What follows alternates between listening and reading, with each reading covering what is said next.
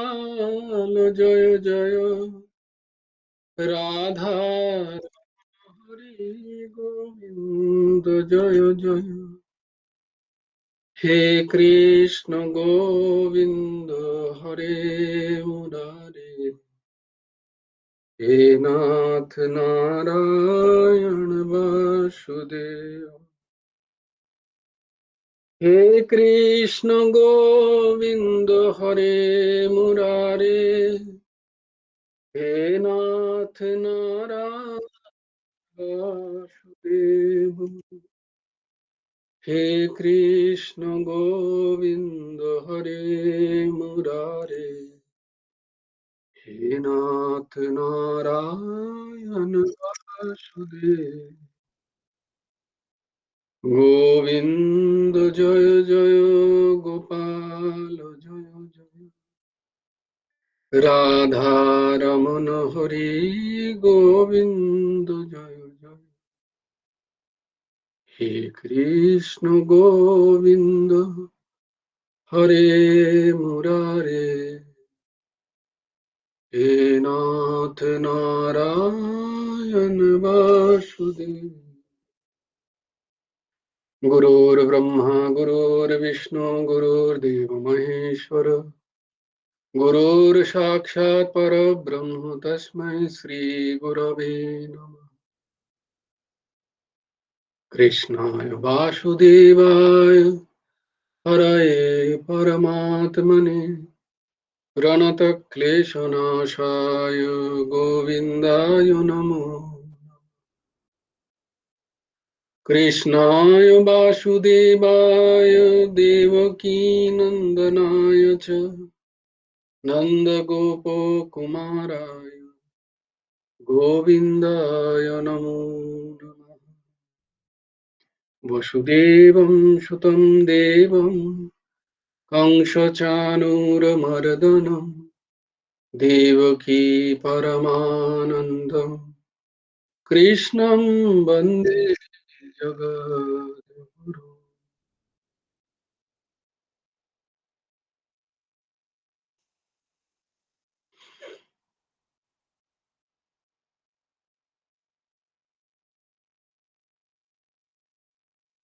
আমরা যে শ্লোকগুলো করছিলাম সেগুলো দাস বলবে বেশ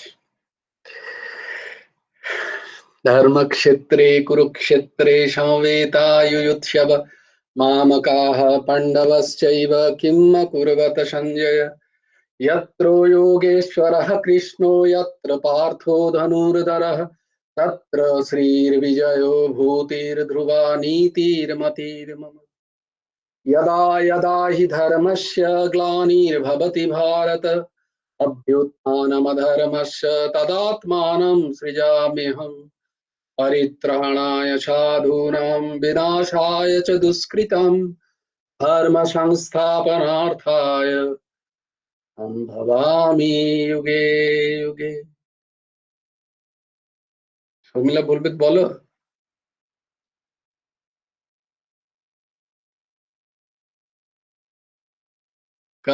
कर्मण्येवाधिकारस्ते मा फलेषु कदाचन मा कर्मफलहेतुर्भूमा ते सङ्गस्त्व कर्मणि योगस्थः कुरु कर्माणि सङ्गं त्यक्ता धनञ्जय सिद्ध्या सिद्धौ समो भूत्वा समत्वं योग उच्यते विहाय कामान्यः सर्वान् पुंश्चरति निष्क्रियः निर्ममो निरहङ्कारः सा शान्तिम् अधिगच्छति तमेव शरणं गच्छ सर्वभावेन भारत तत्प्रसादात् परां शान्तिं स्थानं प्राप्स्यसि शाश्वतम् तद्विद्धि प्रणिपातेन परिप्रश्नेन सेवया उपदेक्ष्यन्ति ते ज्ञानं ज्ञानिनः तत्त्वदर्शिनः श्रद्धावान् लभते ज्ञानं तत्परः संयतेन्द्रियः ज्ञानं लब्धा परां शान्तिमचिरेणाधिगच्छति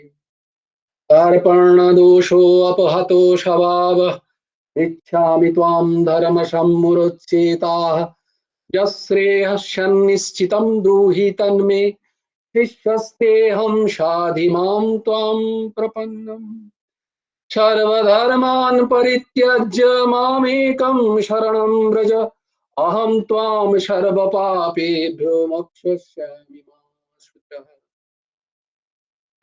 চঞ্চलं হি মনঃ কৃষ্ণ প্রমাথি বলবদৃঢ়म् তস্যাহং নিগ্রহं মন্যে বায়ুরিব সুদুষ্করम्। असंशयं महाबाहो मनो दुर्निग्रहं चलम् अभ्यासेन तो कौन्तेय वैराग्येण च गृह्यते। पत्रं पुष्पं फलं तोयं यो मे भक्ता प्रयच्छति तदहं भक्तुप्रहितम् अस्नामि प्रयतात्मनः।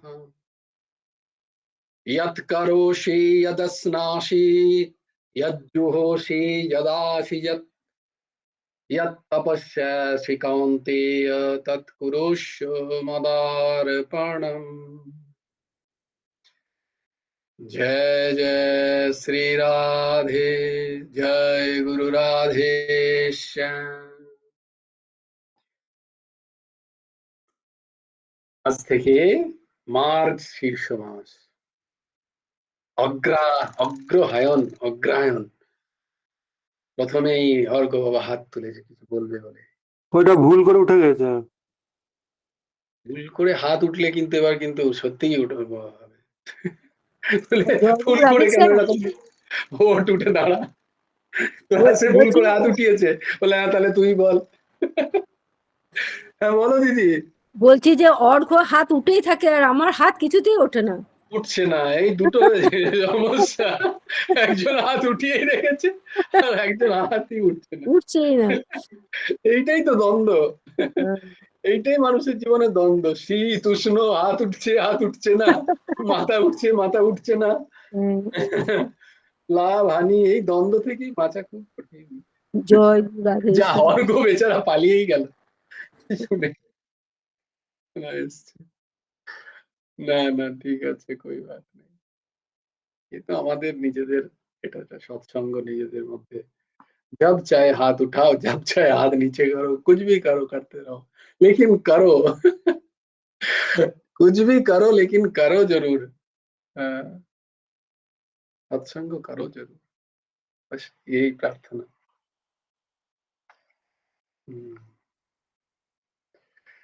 তো আমরা এই অগ্রহায়ণ মাসেও গুরুদেবের রচিত শ্রীমুখ শ্রী গুরুমুখী গীতোপদেশ গ্রন্থ অবলম্বনে আমরা গীতার চর্চা করব। 56 নম্বর অনুচ্ছেদে ভগবান লিখছেন, গুরুদেব লিখছেন যে কার্যের দ্বারা কারণের অনুমান হয়। যে কোনো একটা কার্য যখন হয়, কোন একটা কার্য আমরা যখন দেখতে পাই, যা কিছু হচ্ছে এই সবই তো কার্য, কার্য থেকেই ফলস্বরূপ আমরা দেখতে পাই, তার মানে এটা কোনো না কোনো কার্য দ্বারা হয়েছে, কোনো কোনো কর্ম দ্বারা এটা হয়েছে। তাহলে এই কর্ম যখন আছে তাহলে তার একটা কারণও আছে।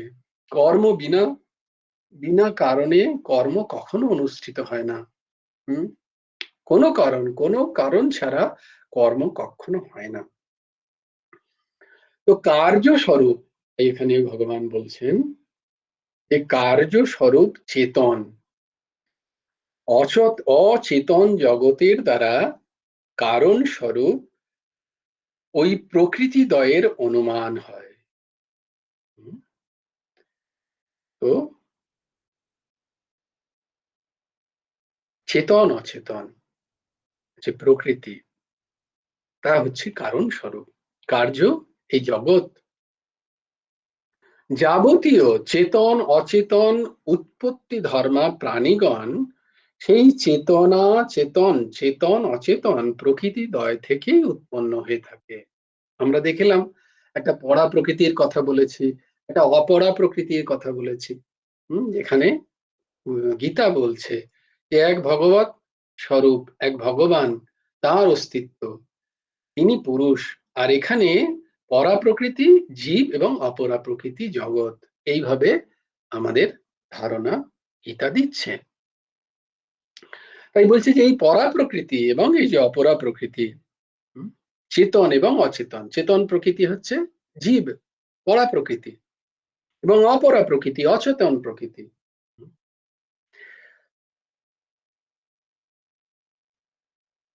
এই বলতে বলতে যখন নিজেকে বোঝাচ্ছি, হুটা দেখছি আমার আজকাল আবার ইয়ে হয়ে যাচ্ছে, কি নাম, কি বলে ওটাকে, বদভ্যেস। আগে তো ছিল না, এই এখন করছে বারবার, এটাকে কাটাতে হবে।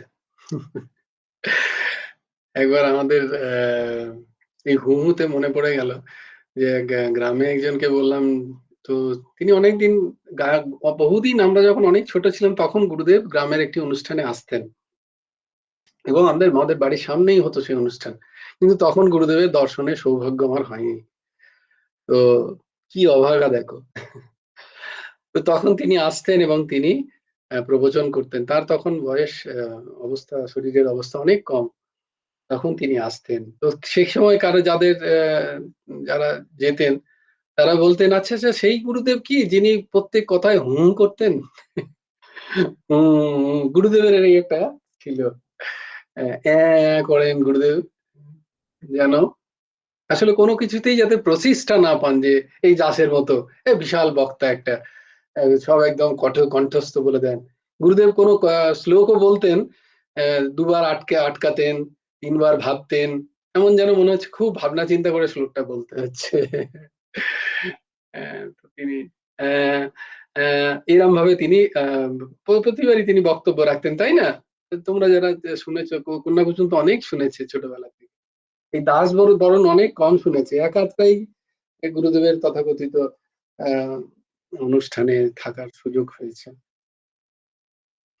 তো গুরুদেব ওই হ্যাঁ, মানে বুঝিয়ে বুঝিয়ে, মানে নিজেকে বোঝাচ্ছেন এইভাবে তিনি।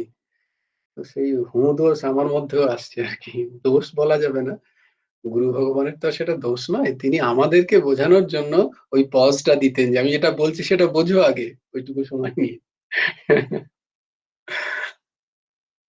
তো সেই জন্য, তো যেহেতু কার্য, চেতন এবং অচেতন এই দ্বিবিধ, কার্য, চেতন, অচেতন দ্বিবিধ, সেহেতু তৎকারণও চেতন অচেতন স্বরূপ পরা অপরা প্রকৃতি।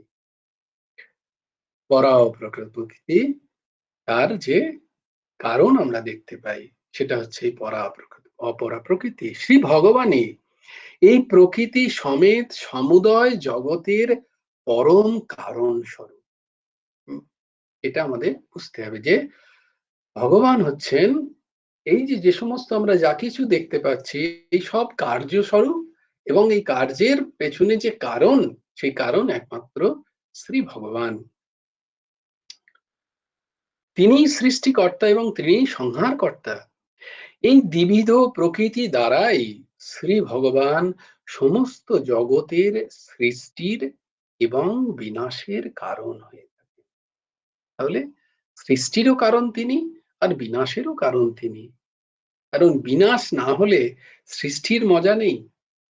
যদি শুধুই সৃষ্টি সৃষ্টি সৃষ্টি হতে থাকতো তাহলে সেই মজা কোথায়? বিনাশ হয় বলেই সৃষ্টির আনন্দ হয়। বিনাশের দুঃখে, বিনাশের সুখের পটেই সৃষ্টির আনন্দের উদ্ভব। মানে একইভাবে যদি শুধু আনন্দ হয় ভাল লাগে? তাই জন্য সিনেমায় ভিলেনও থাকে, আবার হিরো হিরোইনও থাকে। ঠিক ভিলেন না থাকলে সিনেমাটা ঠিক একই, সব সব ভালো, সবাই সুন্দর, সব ভালো চলছে, ভাল লাগছে না, ঠিক একঘেয়ে। তাই জন্য একটু এরকম বিনাশের কারণ। তাই ভগবানেরই এই লীলা চারিদিকে, হ্যাঁ, সেখানে আমাদের আমাদের কার্য কি সেইটা আগে বুঝে নেওয়া দরকার। যে সেই সব নিয়ে আমরা মেতে থাকবো, সৃষ্টি স্থিতি প্রলয় নিয়ে মেতে থাকবো, না আমার কার্য কি সেটা আগে করে নেওয়া দরকার আমার।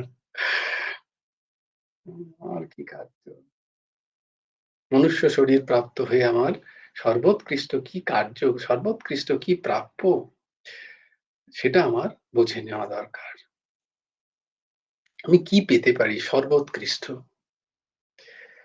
মায়ায় অধিষ্ঠিত শ্রী ভগবানের জগৎ সৃষ্টাদি কার্য। ভগবান বললেন, মাত্তঃ পরান্যাৎ কিঞ্চিদ অস্তি ধনঞ্জয় ময়ি সর্বমিদম প্রোতম সূত্রে মণিগণা ইব। এই শ্লোকের ব্যাখ্যা তোমাদের মনে আছে নিশ্চয়ই। সত্যি কথা বলো। হ্যাঁ, সত্যি বলতে হবে কিন্তু। এই শ্লোকের ব্যাখ্যা কত ভালো করে বলেছিল এই দাস, কারণ এটা খুব প্রচলিত একটা শ্লোক বেদান্তের। সূত্রে মণিগণা ইব বলেনি দাস, বলেনি, মনেই নেই।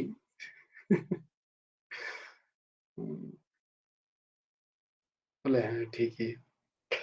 মত্ত পরতরম নান্যৎ কিঞ্চিদস্তি ধনঞ্জয় ময়ি সর্বমিদম প্রোতম সূত্রে মণিগণা ইব। শ্রী ভগবানই মায়াকে আশ্রয় করে সমস্ত জগতের সৃষ্টি স্থিতি লয় বিধান করে থাকেন। এজন্য তিনি নিখিল দৃশ্য পদার্থের আকারে আকারিত মায়ার অধিষ্ঠান।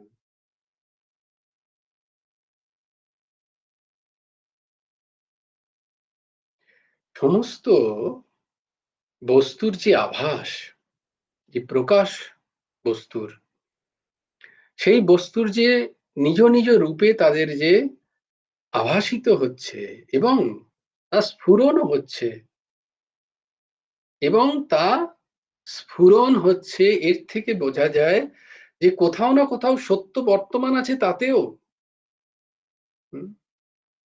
তাই জন্যই তার দৃষ্টিগোচর, তার অস্তিত্ব বোধ হচ্ছে। আজকেই এক জায়গায় শুনলাম কোয়ান্টাম ফিজিক্স এর নিয়ে। অত গভীরে আমারও কোনো জ্ঞান নেই, বলার জন্য বলে তোমরা ভেবো না যে বিশাল জ্ঞান, এইসব না, আমি বলার জন্য বলছি। কোয়ান্টাম ফিজিক্সের একটা ফিজিক্সের মানে ভৌত বিজ্ঞানের একটা চর্চার বিষয় হচ্ছে মলিকুলার থেকেও ছোট ছোট পদার্থ নিয়ে, এদেরকে বলা হয় কোয়ান্টাম ফিজিক্স। তো সেই কোয়ান্টাম ফিজিক্স বলছে যে এটা যদি আমরা ঠিক ঠিক আবিষ্কার করতে পারি, তাহলে আমরা ভগবানকেও আবিষ্কার করে যেতে পারবো, তাহলে আমরা এই যে সৃষ্টির কারণটাকে বুঝে যেতে পারবো। তো সেই নিয়ে বিশাল রিসার্চ চলছে চারিদিকে। তো এরকমই একজন, তারা ম্যাটার নিয়ে, ম্যাটার মানে বস্তু পদার্থের যে গুণগুলো, মানে বস্তু পদার্থের যে উপাদানগুলো, অণু, তারপরে তার পরমাণু, পরমাণু থেকে পরমাণুকে ভাঙলে যেগুলো হয়, এই সব নিয়ে তাদের চর্চা। আমাদের ওসব নেই, আমরা তো এই নিয়েই চর্চা করে উঠতে পারছি না, যেগুলো দেখছি। তো অত অণু পরমাণু নিয়ে হয়তো মাথা খারাপ করে লাভ নেই, কোয়ান্টাম ফিজিক্স আমরা যাচ্ছি না।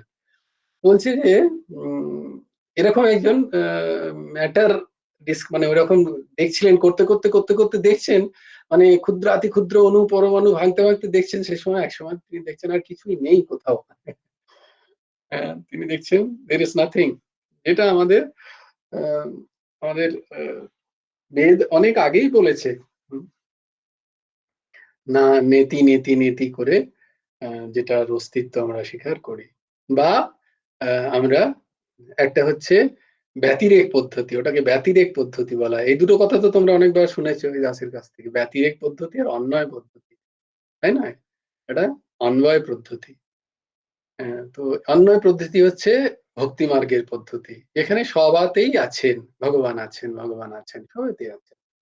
তো বলছে যে এই কোয়ান্টাম ফিজিক্সটা অনেকটা এরকম, নয় স্বীকার করে নাও সব জায়গায় আছেন, আর নালে স্বীকার করে নাও কোথাও কিছু নেই অস্তিত্ব, এই দৃশ্যমান জগৎ মিথ্যা কল্পিত। এইরকম, দেখো কি অদ্ভুত। তো আমাদের ঋষি মুনিরা সব ফিজিসিস্ট ছিলেন, দে আর অল বিগ বিগ সায়েন্টিস্ট। তাই বলছেন যে যখন পদার্থ ব্যবহৃত অবস্থায়, যখন পদার্থ আমাদের কাছে, বিষয় আমাদের কাছে উদ্ভাসিত আমাদের কাছে, তা গ্রাহ্য হচ্ছে, তার একটা রূপ যখন আমরা দেখতে পাচ্ছি, এবং সেই রূপ যখন আমাদের কাজে আসছে, সেটা স্ফুরণ হচ্ছে, সেটা কোনো না কোনো কার্য কারণেই সেটা সম্পৃক্ত হচ্ছে, তাহলে তার মধ্যে সত্যতার বর্তমান থাকতে হবে। অসত্য বস্তুকে কোনোভাবেই সত্য কাজে লাগাতে পারে না, আবার অসত্য বস্তুও সত্যকে কাজে লাগাতে পারে না। তাহলে সত্য বস্তুই কর্ম, দুটোই দুটোই ঠিক, মানে অসত্য বস্তুকে সত্য যেমন ধরতে পারে না, তেমনি সত্য বস্তু অসত্যকে ধরতে পারে না। যেটা সত্য নয়, যেটা সত্যি নয়, মিথ্যে, সেটা সত্য কি সত্য ধরবে কি করে? ধরতে সত্যের প্রয়োজনও নেই ধরার সেটাকে। বোঝাতে পারছি না? যেমন ধরো কোন একটা জিনিস সত্য, মানে যেটা যেটা জানি আমি এটা সত্যি কথা, সে মিথ্যা কথাকে কেন পাত্তা দেবে? হ্যাঁ? সে জানে আমি সত্যি, আর সে ধরতেই বা যাবে কেন তাকে? মিথ্যে বকে যাচ্ছে, আমার কি দরকার? তার মিথ্যে বক, আমি তো জানি এটা সত্য। এই রকম আবার মিথ্যা মিথ্যা বস্তু কোনোদিন সত্যকে ধরতে পারবে না, কারণ ওই আলো এবং অন্ধকার এক জায়গায় থাকা সম্ভব নয়। তাই যখন এই বিষয়গুলোকে আমাদের কর্মেও ব্যবহৃত হচ্ছে, এগুলো কার্য আমরা দেখতে পাচ্ছি, তখন এই বোধ থাকা দরকার যে এসবের মধ্যেও কোথাও না কোথাও সত্য বর্তমান। তাই ভগবান বলছেন, মাত্র পরতরম নান্যাৎ কিঞ্চিদস্তি ধনঞ্জয়। এই জগতে এমন কিঞ্চিত মাত্র মানে এক ছটাকও কোনো জায়গা নেই যেখানে আমি নেই। আমি সব জায়গায় ব্যাপ্ত হয়ে আছি। মাত্র পরতরম নান্যাৎ, নান্যাৎ কিঞ্চিদস্তি, কিঞ্চিদস্তি নান্যাৎ, কিঞ্চিদস্তি নান্যাৎ। তারপরে কি বলছেন? আমি কিরম ভাবে আছি না, ময়ি সর্বম ইদম। ময়ি সর্বম, সমস্ত বিষয়ে ইদম, আমি বর্তমান। ইদম প্রতম, কিভাবে আছি? সূত্রে মণিগণা ইব। যেমন মালায় বিভিন্ন রকম পুঁথি মণি থাকে, বিভিন্ন বিভিন্ন, এবার মনে পড়েছে? এই শুক্লে ব্যাখ্যা হয়েছিল খুব। তো যেমন একটা মালায় সূত্র একটাই থাকে, কিন্তু তাতে বিভিন্ন বিভিন্ন মণি লাগানো থাকে। সূত্রকে দেখা যায় না, মণিগুলোকেই দেখা যায়, এবং সেটা মালা যে কিসের জন্য হলো সেটার যে আসল জায়গাটা খুঁজে পায় না। কিন্তু মালা হয়েছে, ওই যে মণিগুলো সব একসাথে আছে কার জন্য? ওই সূত্রের জন্য, ওই সুতোর জন্য। তো ভগবান ওই সুতো স্বরূপ। আর আমরা যা কিছু দেখতে পাচ্ছি এই জগতে, সব সেই বিভিন্ন রূপ রসাত্মক মণির মতো, পাথরের মতো। এই মালা, এই সুন্দর মালা, এই জগৎকে একটা মালা রূপে চিন্তন করা হচ্ছে। সূত্রে মণিসমূহ যেমন প্রত থাকে, যেমন সূত্রে মণিসমূহ থাকে, দৃশ্যাদৃশ্য যাবতীয় বস্তুই সেইরূপ ভগবানে অনুস্যূত। সেইরূপ ভগবানে যেন মালা গাঁথা হয়েছে। এই সব রূপ রসাত্মক যত জগৎ, তার ধারণ করে আছে কে? ভগবান। তা নাহলে ধারিতই হবে না। তাহলে একে ধারণই করা যাবে না। যে ধারণ করে আছেন, যার জন্য এই জগৎকে দেখা যাচ্ছে, উদ্ভাসিত প্রতিভাসিত, আর তিনি কে? তিনি ভগবান। তাই জন্য ভগবান বলছেন, আমরা এটাকে মুখস্থ করব। এটা খুব একটা সুন্দর শ্লোক। দেখি এর সাথে আর কোন শ্লোকটা অ্যাড করা যায়। খুব একটা দারুণ বেদান্তেরই শ্লোক এটা। এবং এটা খুব প্রচলিত একটা শ্লোক। মত্ত পরতরম নান্যাৎ কিঞ্চিদস্তি ধনঞ্জয়, ময়ি সর্বমিদম প্রোতম সূত্রে মণিগণা ইব। এইভাবে ভগবান মায়ায় অধিষ্ঠিত ভগবানের জগৎ সৃষ্টাদি কার্যের কথা তিনি বললেন। জয় জয় শ্রী রাধে।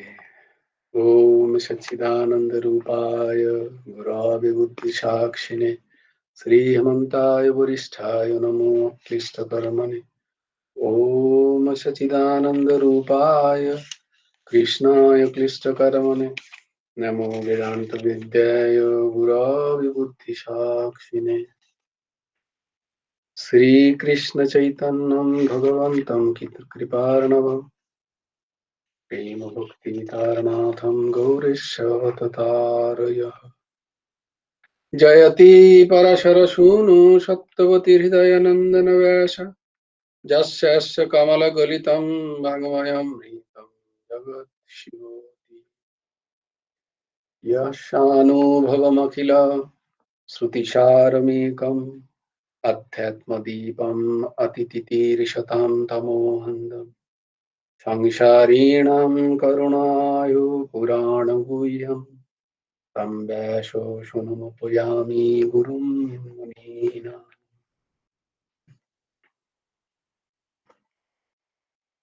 আশা করি জয়তি পরশর শুনো সত্যবতী হৃদয়ানন্দন ব্যাসঃ যস্য কমলগলিতম বাঙ্ময়মৃতম জগৎ শিবতি আর্যঃ শানুভবমখিলম শ্রুতিসারমেকম অধ্যাত্মদীপম অতিতিতীর্ষতাম তমোহন্দম সংসারিণাম করুণায় পুরাণগুহ্যম তম ব্যাস শুনু মুপয়ামি গুরুম মুনীনাম। মুখস্থ হয়ে গেছে তোমাদের, নাহলে অগ্রহায়ণ মাসে মুখস্থ হয়ে যাবে। জয়তী পড়াশোনা শুনো। আর হচ্ছে এই একটা হচ্ছে আমাদের ব্যাস ব্যাস ভগবানের স্তুতি, আর হচ্ছে সুখদেব ভগবানের স্তুতি। এই স্তুতি আমাদের মনে মনে করা উচিত, কারণ ব্যাস ভগবানেরই আমরা কিছু পড়ছি। হ্যাঁ, সব ব্যাস ভগবানেরই উচ্ছিষ্ট বলা হয়, তাই তার স্তুতি আমাদের মনে করা উচিত, করা উচিত প্রত্যেক দিন। এবং ব্যাস শুনুম উপয়ামি, ব্যাস শুনো, ব্যাসের পুত্র মহামুনি সুখদেবের কথা আমাদের মনে করা উচিত, তার স্তুতি করা উচিত যখন আমরা ভাগবত পাঠ করব। তাই জন্য এই দুটো শ্লোকও আস্তে আস্তে আমাদের মুখস্থ হয়ে যাবে। এই করতে করতে আমাদের কি কি মুখস্থ হবে দেখো। ওই যে কথাসার ভাগবতী কথায় গুরুদেব বলছেন যে ভাগবতী কথার আগে প্রথমে যে শ্লোকগুলো এবং পরের শ্লোকগুলো, এই শ্লোকগুলো আস্তে আস্তে আস্তে আস্তে আমাদের কণ্ঠস্থ হয়ে যাওয়া উচিত, তার সাথে সাথে গীতারও শ্লোকগুলো করতে করতেই হবে, আলাদা করে প্র্যাকটিস করতে হবে না, এই ক্লাসই হয়ে যাবে, তোমাদের কোনো চিন্তা নেই। তো আজকে আমরা শ্রবণ করব ব্রহ্ম সম্মোহন লীলা। ব্রহ্মা জগৎ স্রষ্টা, তিনি মনে করেন আমার মতো বিশ্ব ভূমণ্ডল সৃষ্টি করতে আর কেহ পারে না, এটাই তার গর্বের বিষয়। তাই তিনি ভগবান শ্রীকৃষ্ণকে সামান্য গোপ বালক মনে করেন, সামান্য গোপ বালক মনে করেন। যেমন গুরুদেবকে সামান্য একজন মানুষ বলে মনে করি আমরা, তিনি যে ভগবান সাক্ষাৎ সেই বোধ আমাদের হয় না। আমরা মনে করি তিনি একজন সাধারণ আমাদেরই মতো শরীরধারী। কৃষ্ণের সম্মান, কৃষ্ণের পূজা ও স্তব স্তুতি তার নিকট অসহ্য। তার ব্রহ্মার নিকট, যিনি সৃষ্টি করেছেন, তিনি কৃষ্ণকে জব্দ করবার চেষ্টা করছেন। একদিন তিনি কৃষ্ণের সাথী রাখালদের ও গোধনগুলিকে অপহরণ করেন। ভাব হলো, দেখি কৃষ্ণ কেমন ভগবান। এটা একটা ব্রজের এক ভাব আছে, বৃন্দাবনের ভাব, যে ব্রহ্মা তো সদাই কৃষ্ণ দ্বারা পরিচালিত। এই ব্রহ্মার ক্ষমতা কি যে সে সেই অচিন্তীয় অনন্ত তার সখাদের, তার সখা এবং তার সাথেই নাট্য চর্চা করতে এসছেন যারা, তার সাথেই নাটক করছেন, সব তো তাঁরই পার্ষদ। তো তাদেরকে সম্মোহিত করার ক্ষমতা ব্রহ্মার আছে কি? কারণ এরা কেউ ব্রহ্মার সৃষ্টিতে সৃষ্ট নয়। এই যে ব্রজ, এ ব্রহ্মার সৃষ্টিতে নেই। তাই জন্য ভগবানের সখা আদি গোপগণ, যত ধেনু, যত গরু আছে, বাছুর আছে, বৎসরা, এরা কেউ এসব ভগবানের অংশ, তারা ভগবানের পার্ষদ। তো কিন্তু বলছেন তাহলে এটা কেন হলো, বলে এটা ভগবানের ইচ্ছাতেই হয়েছে। বলে কেন ভগবানের ইচ্ছাতে হয়েছে না, প্রথমেই তার ইচ্ছাটা আগে জেনে নাও, তাহলে ভালো হবে। না, ভগবানকে সবাই চাইতেন, যে ভগবান প্রত্যেকে নিজের হয়ে, প্রত্যেক গোপীগণ চাইতেন তাদের বাড়িতে এসে ভগবান নিত্য থাকুন, খেলা করুন। গোপীরা চাইতেন, যারা মাতৃ গোপী, তারা চাইতেন ভগবানকে তারা নিজ হস্তে দুগ্ধ পান করান, বক্ষস দুগ্ধ পান করান। এই তাদের ভাব হতো, আহা যশোদা মায়ের যে সুযোগ, সেটা আমরা কেন পাই না, এই ভাব। তাই ভগবানের কাছে প্রার্থনা করতেন। যারা পিতা স্বরূপ তারা বলতেন ভগবান দেখো নন্দ বাবার কত সুখ, ওই সুকোমল লালাকে কত ভালোবাসতে পারে, চুম্বন দিতে পারে, আদর করতে পারে, আমরা তো পারি না। তাই ভগবান একবার কি আমার হয়ে আসতে পারো না, এই ভাব সবাইকার। ব্রজ ব্রজ যারা যে যে যে রসে উপাসনা করছেন, পঞ্চ যে রস, শান্ত রস, দাস্য রস, কি কি রস আছে কেউ কি জানো ব্রজের? জানি। হ্যাঁ, বাহ দিদি বলো। শান্ত, দাস্য, সখ্য, মধুরা, বাৎসল্য। বাহ বাহ, অদ্ভুত অদ্ভুত। ক্রম অনুযায়ী আগে বাৎসল্য, তারপরে মধুর। কারণ মধুর হচ্ছে রসশ্রেষ্ঠ, মধুর হচ্ছে কান্তা ভাবে ভগবানকে আরাধনা করা, ভগবানকে প্রিয় রূপে আরাধনা করা। তো যে যেভাবেরই উপাসক, তো ব্রজে তো যারাই জন্ম নিয়েছেন তারা তো বহু বহু লক্ষ লক্ষ বছর ধরে যে মুনিরা তপস্যা করেছেন এবং ভগবানকে যারা কাছে পেতে চেয়েছেন, তারাই ব্রজে শরীর নিয়ে এসছেন। তারা কেউ একদিনের কেউ গোপ গোপী নয়, তারা বহু বহু আগেকার, বহু বহু কালের পরম পরম সাধক সাধিকা তারা, চারটিখানি কথা নয় কেউ। তো তারাই ভগবানের এত সান্নিধ্য পাচ্ছেন। তো যারা যেরকম উপাসনায় যে উপাসনায় তারা সিদ্ধ হয়েছেন, কেউ শান্ত উপাসনায়, কেউ দাস্য উপাসনায়, কেউ সখ্য, কেউ বাৎসল্য ভাবে, কেউ মধুর ভাবে, যে যে উপাসনায় সিদ্ধ হয়েছেন সে সেই উপাসনা অনুযায়ী ভগবানকে চাইছেন।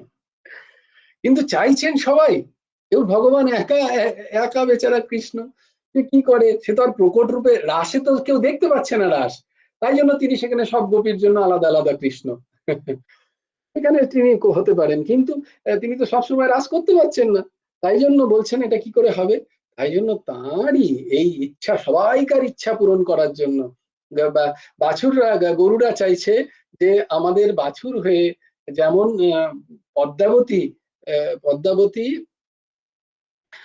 গরুর যেমন দুধ খায় গোপাল, তেমনি আমাদেরও দুগ্ধ পান করুক এসে গোপাল, ওইরকম ভাবে। তাহলে কি করে হবে, তাহলে তাকে বৎস হতে হবে মানে গরুর বাছুর হতে হবে। তাই তিনি গরুর বাছুর হতে চান, মানে সবাইকার ইচ্ছা পূরণ করতে চান তিনি। এই হচ্ছে তার ভাব, তাই জন্য তিনি এই লীলা অনুষ্ঠিত করলেন। এদিকে কৃষ্ণ বনে ময়ূরের নৃত্য দেখতে দেখতে, কোকিলের রব ও ভ্রমর গুঞ্জন শুনতে শুনতে তন্ময় হয়ে যাওয়ায় গো সকল ও রাখাল বাগাল কাহাকেও খোঁজ করে দেখতে পান না। বেশ কিছুক্ষণ চিন্তা করে বুঝলেন ব্রহ্মারই কার্য। তাই বহুরূপী হরি নিজে বহু রূপ পরিগ্রহ করে, অর্থাৎ যেমন শ্যামলী, ধবলী প্রভৃতি গাভী, যেমন তাদের রং, যেমন অবয়ব, সব তিনি নিজে ধারণ করলেন। যা যা ব্রজের সব তিনি নিজে হলেন, এবং গোপ বালকদেরও যথাযথ রূপ, যার যেমন সৃষ্টি, কম্বল প্রভৃতি আকারে আকরিত হয়ে বাঁশি বাজাতে বাজাতে গোষ্ঠ থেকে বৃন্দাবনে ফিরলেন। আহা, বলেছি না যে বেদান্ত বুঝতে হলে সোজা কথা একটা, যে ভগবান সৃষ্টি করেননি, ভগবান সৃষ্টি হয়েছেন সোজা সাপটা বেদান্ত। অত গভীরে যেতে হবে না, ভগবান সৃষ্টি হয়েছেন।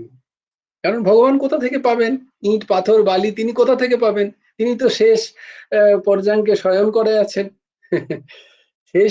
শেষের শয়নে তিনি শায়িত, সেখানে সমুদ্র চারিদিকে, আর ওই সাপটি শেষ নাগ, এবার তিনি উপাদান পাবেন কোত্থেকে বলে উপাদানও তিনি আর কারণও তিনি। কেন এই সৃষ্টি জগৎ, তিনিই কারণ, তিনিই জানেন কেন সৃষ্টি, আর তিনি উপাদান পেলেন কোত্থেকে, তিনিই উপাদান, আর কোথা থেকে উপাদান পাবেন। তাই এই জগৎ তিনি সৃষ্ট হয়েছেন, করেননি। আজকে বৎসরা তাদের মাতাকে পেয়ে, অর্থাৎ দুগ্ধ সেবন করে শতগুণ আনন্দ পাচ্ছে বৎসরা সেই কৃষ্ণরূপ গাভীর দুগ্ধ পান করে বৎসরা যেন একদম কি আনন্দ, তাদের কি উৎসাহ। গোপীদেরও আজ তাদের সন্তানদের অদ্ভুত ভাবে ভালো লাগছে। প্রত্যেকদিন তো এত ভালো লাগে না সন্তানকে, কেন জানি না আজকে সন্তানকে দেখি মনে হচ্ছে বারবার তাকে চুমু খাই, আদর করি, জড়িয়ে ধরি, এরকম বোধ হচ্ছে গোপীদের। এরকম কেন হচ্ছে? সন্তানদের দেখলে একটা অদ্ভুত টান, অদ্ভুত মায়া, অদ্ভুত একটা স্নেহ যাচ্ছে, কিন্তু কেউই আসল ব্যাপারটা বুঝে উঠতে পারছে না। কারণ আজকে আনন্দ কন্দ ভগবান শ্রীকৃষ্ণই যে সমস্ত রূপ পরিগ্রহ করেছেন, তাই আজ এই আনন্দের হাট। আহা! গোপীরা আজ নিজ নিজ সন্তানের নিকটে নিকটে পেয়ে অনির্বচনীয়, যা প্রকাশ করা যায় না, যা বাচন দ্বারা, শব্দ দ্বারা প্রকাশ করা যায় না, সেটাকে বলা হয় অনির্বচনীয় আনন্দ উপভোগ করছেন। কৃষ্ণ এইভাবে প্রত্যহ বংশীবাদন করতে করতে যথাযথ সকলকে নিয়ে গোষ্ঠে যান। এই সময়ে এই সময়ে একবার গর্গাচার্য এসছেন ব্রজে। তিনি বললেন, তিনি তো দেখে বুঝতে পেরে গেছেন, তিনি তো সিদ্ধ মহাত্মা মুনি, তিনি বুঝতে পেরেছেন ও মা এ তো সবই শ্রীকৃষ্ণ চারিদিকে, তিনি লীলা করছেন। তো তিনি বললেন সব গোপীদের যে দেখো, এই বছরটা না খুব সুন্দর একটা বছর বিবাহ দেওয়ার জন্য। কোনো তিথি তিথি দেখার দরকার নেই, সব তিথিই মঙ্গল। যদি তোমরা তোমাদের কন্যাদের গোপ বালকদের যাদের সাথে সাথে বিবাহ হওয়া দরকার, তাদের সাথে যদি তুমি বিবাহ দিয়ে দাও, তাহলে তাদের কল্যাণই কল্যাণ, অতি কল্যাণ। এবং শুধু তাই নয়, তোমরা যদি তোমাদের কন্যাদের দান করো এইরকম গোপ বালকদের এই বছরে, তাহলে তোমাদের স্বর্গ লাভ অবশ্যম্ভাবী ওই দানের জন্য, কন্যা দানের জন্য। তো এরকম বলাতে সবাই বললেন ও তাই নাকি, তাই নাকি। তো সবাই কি করলেন, তাদের নিজেদের নিজেদের গোপ কন্যাদের অন্য অন্য গ্রামের ৮২ ক্রোশ ব্রজভূমি, সেখানে অন্য অন্য গ্রামের গোপেদের, যে গোপেরা সবাই শ্রীকৃষ্ণ, তাদের সাথে নিজেদের নিজেদের গোপীদের বিবাহ দিয়ে দিলেন। তাহলে দেখো, রাসে যে যখন আমরা কখনো ভগবান শ্রীকৃষ্ণের তথাকথিত জ্ঞান না থাকার কারণে যে অন্যায় দর্শন করি, তিনি অন্যের স্ত্রীর সাথে রাস রচনা করছেন, বিন্দু মাত্র নয়, তিনি সম্পূর্ণ তারই স্ত্রীদের সাথেই রাস রচনা করছেন, যা তার বিবাহ হয়েছিল সেই বছরে সব গোপীদের সাথে, সব গোপের সাথে গোপীদের বিবাহ হয়েছিল। আর সেই গোপেরা কারা? শ্রীকৃষ্ণ স্বয়ং। এদিকে ব্রহ্মা পূর্বে গাভীদের ও গোপ বালকদের হরণ করে এক পর্বত গহ্বরে ঘুম পাড়িয়ে রেখেছিল। তাই কৃষ্ণের পূর্ববৎ সকলকে নিয়ে প্রত্যহ গোষ্ঠে আসা যাওয়া দেখে সন্দেহ করে মধ্যে মধ্যে গিরিগহ্বরে দেখতে যান। সেই সব গাভী গোপ বালকরা ঘুমিয়ে আছে তো, না উঠে পড়ে শ্রীকৃষ্ণের সাথে বহির্গত হলো, সেটা দেখতে গিয়ে দেখেন না, তারা তো ওখানেই আছে। আবার এখানেও সেই একই গোপ বালক, একই বৎস, একই গরু, একই গরুর বাছুর, এটা কি করে সম্ভব? ব্রহ্মা মনে করতেন যেন তারা সব বাইরে হয়ে গেছে, নচিৎ কৃষ্ণ ওইগুলি কোথায় পাইবে। যা হোক, প্রত্য ভগবানের কৃষ্ণের গোষ্ঠগমন ও সেখান থেকে আগমন ঠিক ঠিক ভাবেই চলতে থাকে, এবং প্রত্যহ ব্রহ্মারও সন্দেহ মেটে না। তাই ব্রহ্মা একবারে গিরিগহ্বরে যায়, আবার বাইরে এসে কৃষ্ণের লীলা দেখে। এইভাবে কৃষ্ণ ১ বৎসর কাল যখন নিজের প্রতিটি রূপ পরিগ্রহ করে গোষ্ঠে লীলা করলেন, তখন ব্রহ্মের চৈতন্যের উদয় হলো। তখন ব্রহ্মা কৃষ্ণকে সাক্ষাৎ ভগবান বলে বুঝতে পারলেন। গিরিগহ্বর হতে গাভীকুল ও ব্রজবালকদের নিয়ে কৃষ্ণ সান্নিধ্যে কৃষ্ণের কাছে এসে কৃষ্ণকে দণ্ডবৎ প্রণাম করে নিজের অপরাধের জন্য ক্ষমা প্রার্থনা করলেন। এদিকে কৃষ্ণ ব্রহ্মাকে একটু শিক্ষা দেওয়ার জন্য বললেন, ব্রাহ্মণ চলুন একটু আপনাকে বেরিয়ে নিয়ে আসি। এই বলে চতুরানন ব্রহ্মাকে নিয়ে তিনি তাহার সৃষ্ট দশানন, যে ব্রহ্মার 10টি মাথা আছে, এরাম ব্রহ্মার নিকট নিয়ে যান এবং তার ব্রহ্মাণ্ড দর্শন করান।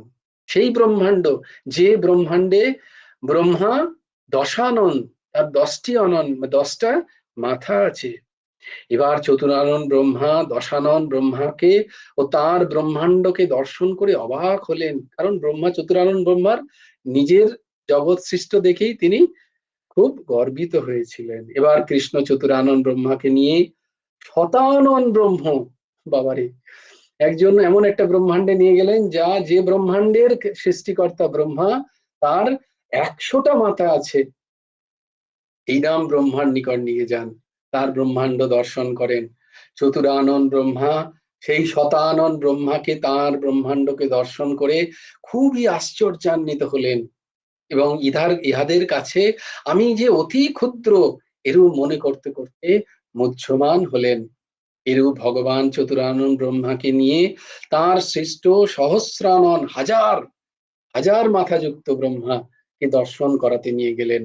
চতুরানন এবার সহস্রানন ব্রহ্মাকে ও তাহার ব্রহ্মাণ্ডকে দর্শন করে একেবারে লেজে গোবরে হয়ে গেলেন এবং বুঝলেন, আমি একটা ব্রহ্মাণ্ডেরই অধীশ্বর হয়ে কত অভিমান করতে পারলাম, কত অভিমান করছিলাম। আর কৃষ্ণ কত কত ব্রহ্মাণ্ডের অধীশ্বর, তার হস্তে কত বড় বড় ব্রহ্মা ও কত ব্রহ্মাণ্ড। তাই ভাগবতে বলা হয়, ভগবানের শ্রীকৃষ্ণের প্রতিটি লোমকূপে কোটি কোটি ব্রহ্মাণ্ড অবস্থান করছে। এবার চতুরানন ব্রহ্মার গর্ব সর্বপ্রকারে নিরাশ হলো। চতুরানন ব্রহ্মা এখন বুঝলেন, কৃষ্ণই সাক্ষাৎ ভগবান, কৃষ্ণস্তু ভগবান স্বয়ং, এত চাংশকলা কৃষ্ণস্তু ভগবান স্বয়ং। আর সব অংশ বা কলা সদৃশ্য একমাত্র ভগবান হচ্ছেন শ্রীকৃষ্ণ। কৃষ্ণ যে সাক্ষাৎ ভগবান, তাহা এই ব্রহ্ম সম্মোহন লীলাতেই স্পষ্ট হয়। তাই এই ব্রহ্ম সম্মোহন লীলা যারা শ্রবণ করেন এবং শ্রদ্ধার সাথে শ্রবণ করে যারা মনন করেন, এবং এই মনন করতে করতে যারা এই লীলাকে সামনে দর্শন করতে পারেন, বিশ্বাস করেন, তাদের অবশ্য কৃষ্ণ প্রাপ্তি অবশ্যম্ভাবী। তাই কৃষ্ণ যে সাক্ষাৎ ভগবান, কারণ তারা তখন বুঝতে পারেন যে এই তো চাংশকলা, বাকি সবই কৃষ্ণের অংশ। যত দেব দেবী আছেন সব কৃষ্ণের অংশ। ভগবান যদি কেউ হন, তিনি একমাত্র শ্রীকৃষ্ণ। কৃষ্ণস্তু ভগবান স্বয়ং। जय जय श्री राधे, जय जय श्री सीताराम, हर हर महादेव। भज गुरु हेमंत देव राधे श्याम, जप हरे कृष्ण हरे राम। जय जय श्री राधे, जय जय श्री राधे, जय जय श्री राधे। হরি বল, হরি বল, হরি হরি বল। জয় গুরুদেব, জয় গুরুদেব, জয় গুরুদেব। জয় জয় পরমংশ ঠাকুর শ্রী শ্রী হেমন্ত দেব জয়। জয় গুরু রাধেশ্যাম। বংশী বিভূষিত করান্নবনীরদাভাত, পীতাম্বরাদরুণবিম্ব ফলধরষ্টাৎ, পূর্ণেন্দু সুন্দর মুখাদর বিন্দু নেত্রাৎ। কৃষ্ণাৎ পরাৎ কিমপি তত্ত্বহং ন জানে, ध्येयं सदा परिभवग्नमभीष्टदोहं। तीर्थास्पदं शिवविरिञ्चिनुतं शरणं, वृत्त्यर्थाहं प्रणतपालो भवाब्धिपोतं। वन्दे महापुरुषते शरणारविन्दं। व्यक्ताशुधध्वज सुरेप्सितराज्यलक्ष्मीं, धर्मिष्ठार्यवचसा जदगादरन्नम्। मायामृगं दैतयक्षितमन्वधावत् वन्दे महापुरुषते चरणारविन्दम् नमो ब्रह्मन् देवाय गो ब्रह्मन् हिताय च जगद्धीताय कृष्णाय